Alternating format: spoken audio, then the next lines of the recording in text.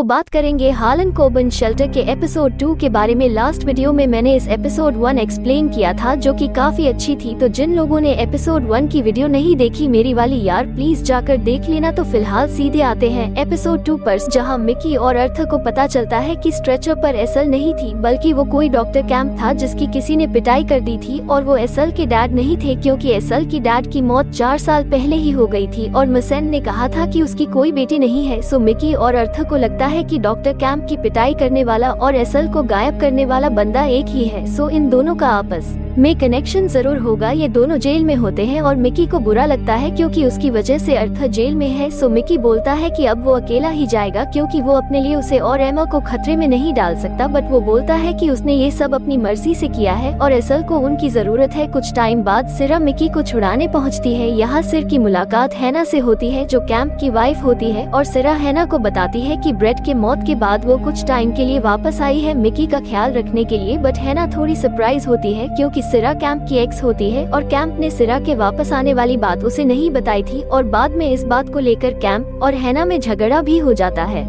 खैर तो सिरा मिकी को बताती है कि डॉक्टर का फोन आया था और परसों उसकी मॉम आ रही है। बट वह नहीं चाहती कि जब उसकी मॉम आए तो वो जेल में रहे, उनका इलाज भी पूरा नहीं हुआ है पर अभी वो ठीक है। अदर हैंड अपने को एमा को दिखाते हैं जो इस बटरफ्लाई वाले टैटू को मिटाने की कोशिश कर रही होती है बट वो मिटा नहीं पाती। देन हम देखते हैं कि रॉय रिचर्ड से बात करता है और रिचर्ड के सामने एसल का गन होता है। तभी रिचर्ड को लगता है कि बाहर कोई है और जब रिचर्ड चेक करती है तो उसके घर का दरवाजा खुला होता है बट वहाँ कोई नहीं होता। अगले दिन मिकी एमा को बताता है कि उसे लगता है कि डॉक्टर कैंप पर हमला करने वाला और एसल को गायब करने वाला बंदा एक ही है। शायद उसे लगा होगा कि वो एसल के पेरेंट्स हैं। सो उन्हें जाकर डॉक्टर कैंप से बात करनी होगी। और फिर आगे ये लोग देखते हैं कि स्कूल में डिलन की फोटो रखी हुई है। देन मिकी जाकर मार्था से मिलता है जहां उसे पता चलता है एसल ने स्कूल से अपना नाम वापस ले लिया है और उसने जाने से पहले उन्हें कुछ नहीं बताया, शायद कोई पर्सनल रीजन होगा। तभी मार्था को मिस्टर वी का रेजिग्नेशन लेटर मिलता है। यह वही बंदा होता है जिसे बैड लेडी ने मारा था और मार्था समझ जाती कि मिस्टर वी मर चुका है और उसे ये भी पता होता है कि उसे किसने मारा। और फिर मार्था मिस्टर वी के ऑफिस में आती है और उसका सिस्टम एक्सेस करने की कोशिश करती है बट वो नहीं कर पाती और यहाँ मार्था को एसल की कुछ फोटोज मिलती है जिसमें वो बैठी होती है और वो काफी डरी हुई होती है। खैर तो मार्था क्लास में सबको हिस्ट्री का एक प्रोजेक्ट देती है। इसमें उन्हें 12th सेंचुरी का कोई कैरेक्टर चुनना होता है और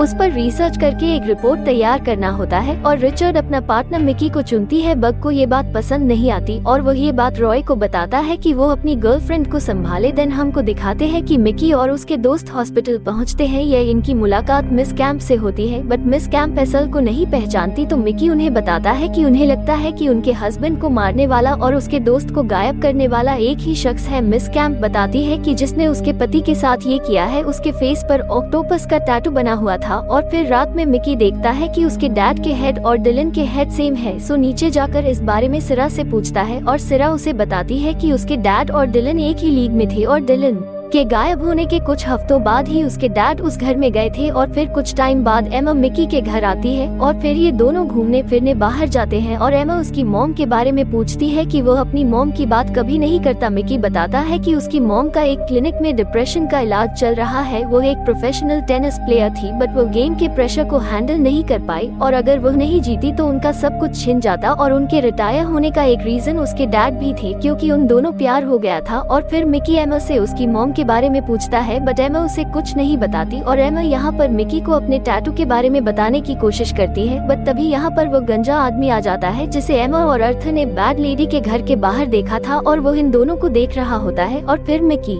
उसके पीछे भागता है और जैसे तैसे करके उसे पकड़ पड़ लेता है। मिकी यह जानना चाहता था कि वो उन लोगों का पीछा क्यों कर रहा है बट वो बंदा बोलता है कि अभी वो सच सुनने के लिए रेडी नहीं है और अगर उसने उसके बारे में किसी को बताया तो उसके दोस्त को मार देगा। आगे एमा मिकी से पूछती है कि बैड लेडी जो कहा उसके डैड के बारे में क्या वो सच में यकीन करता है कि उसके डैड जिंदा है। मिकी बोलता है कि उसने अपने डैड को अपनी आंख के सामने मरते हुए देखा था। सबको लगता है कि उसके डैड मर चुके हैं पर सच केवल वो जानती है और वह चाहता है कि यही हो और उसके डैड जिंदा हो। खैर तो अगले दिन मिकी सिरा के साथ अपनी मॉम को लाने पहुंचता है जहां डॉक्टर कैंप इन दोनों को बोलते हैं कि किटी ठीक है बट देखना कि उसे किसी तरह का स्ट्रेस ना हो। और फिर किटी बाहर आती है और मिकी और सिरा से मिलती है। सीरा किटी को बोलती है कि वो 2 दिन के लिए होटल में शिफ्ट हो रही है ताकि वो दोनों साथ में वक्त बिता सके, और फिर किटी मिकी को स्कूल ड्रॉप करती है और घर चली जाती है। स्कूल में मिकी अपनी और एसल की फोटो देख रहा होता है, तभी वो नोटिस करता है कि एसल किसी को देखकर डर रही है और वह ये बात एमा और अर्थर को बताता है। तभी यह लोग नोटिस करते हैं कि उसी वक्त रीना एसल के पीछे अपनी सेल्फी ले रही होती है। देन अर्थर रीना का अकाउंट चेक करता है तो उसने वो फोटो पोस्ट किया होता है और उसके पीछे वही ऑक्टोपस वाला बंदा होता है जिसके बारे में मिस केटनी ने बताया था। और फिर ये तीन एक टैटू आर्टिस्ट के पास पहुंचते हैं। इसका नाम होता है एजेंट एमा। एजेंट से उस ऑक्टोपस वाले बंदे के बारे में पूछती है कि उसका टैटू किसने बनाया, पर एजेंट को इस बारे में पता नहीं होता। और फिर एमा एजेंट से अकेले में बात करती है और उसे अपने बटरफ्लाई वाला टैटू निकालने के लिए बोलती है जो उससे नहीं निकल रहा होता, बट एजेंट बोलता है कि यह परमानेंट नहीं है, ये बस ज्यादा टिकने वाली इंक से बनाया है जिसे उसने पहली बार ट्राई किया है और ये थोड़े दिन बाद चला जाएगा। और फिर एमा के जाने के बाद एजेंट अपनी एक एल्बम निकालता है और इसमें वही ऑक्टोपस वाले बंदे की फोटो होती है और एजेंट उस फोटो को जला देता है। खैर तो मिकी जब अपने घर पहुंचता है तो वो देखता है कि उसकी मॉम घर पर नहीं है और उसे डॉक्टर का मैसेज मिलता है कि किटी से कांटेक्ट नहीं हो पा रहा है। तो मिकी सीरा को फोन करता है। फिर ये दोनों किटी के कार को ट्रैप करते हुए एक जगह पर पहुंचते हैं, इसका नाम होता है फेडरेशन। बट जब ये दोनों वहां पहुंचते हैं तो कार में कोई नहीं होता। फिर मिकी अपनी मॉम को ढूंढता है और उसे उसकी मॉम मिल जाती है। वो कोने में बैठकर रो रही होती है और वो बोलती है कि उसने ट्राई किया पर वो नहीं कर पाए। अदर देन वो गंजा मिकी के घर पर आता है और उसके लैपटॉप से फाइल कॉपी करता है। तभी यहाँ अर्थर आ जाता है। इसके बाद अपने को बैड लेडी को दिखाते हैं और वो कैमरा में मार्था को देखती है। मार्था बैड लेडी के घर के पास एक कब्र के पास पहुँचती है। उस टकले ने मिस्टर वी को यहीं दफनाया था और मार्था यहाँ बैड लेडी को देखती है। वो रॉय जाकर अपने डैड का लैपटॉप चेक करता है और उसमें सीरा का अकाउंट खुला होता है और उसे सीरा उसके डैड कैंप के रिलेशन के बारे में पता चलता है। देन अपने को रिचर्ड को दिखाते हैं जो वेटिंग रूम नाम के एक जगह पर पहुँचती है और यहाँ एक लॉकर होता है और जब रिचर्ड उस लॉकर को खोलती है तो उसमें एक बैग होता है, उसमें काफी सारे पैसे होते हैं और इसमें एसल के और पासपोर्ट होते हैं जो अलग अलग नाम से होते हैं। तभी यहाँ ऑक्टोपस वाला बंदा आता है और वो बोलता है कि ये चीजें उसकी नहीं है और एपिसोड 2 यहाँ खत्म हो जाता है। सो वीडियो को यहीं एंड करते हैं। पसंद आए तो लाइक और शेयर कर देना। मिलते हैं अगले वीडियो में, तब तक के लिए गुड बाय।